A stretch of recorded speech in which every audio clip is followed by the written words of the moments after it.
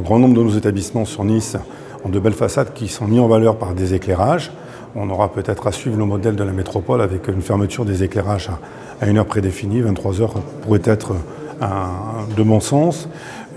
Éduquer nos équipes, éduquer nos publics. Aujourd'hui, on ne maîtrise pas la manière dont est utilisée l'électricité dans nos établissements au niveau des publics.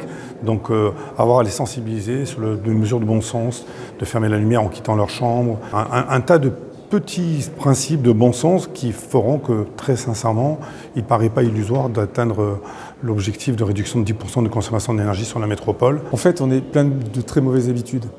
Je vais prendre l'exemple des fermetures d'établissements. Restaurants, bars, métiers de la nuit. On ferme par exemple à minuit 30 ou à 2h30. Théoriquement, on est censé arrêter de servir nos clients à minuit et arrêter de servir nos clients à 2h du matin.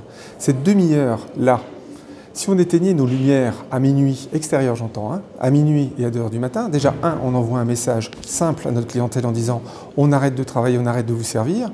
Et deuxièmement, ce qu'il ne faut pas oublier, c'est que quand on ferme à 2h30 ou à minuit et demi, on a tendance à laisser traîner les lumières à l'extérieur, le temps que le personnel rentre les terrasses, etc. et tout. C'est-à-dire qu'on a quasiment 1 heure d'électricité par soir, par établissement, qui peut être économisé sur toute la métropole. Les chauffages intérieurs ou climatisation intérieure, même chose.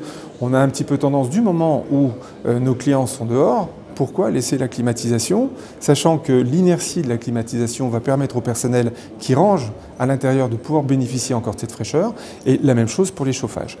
Toutes ces économies-là, elles sont hyper importantes, parce qu'on parle de centaines de kilowatts au mois. C'est à nous de montrer l'exemple. On est les premiers habitants de cette ville sur les pieds d'immeuble. On met la luminosité, on met la sécurité, mais on est capable de continuer à faire la même chose en économisant de l'énergie.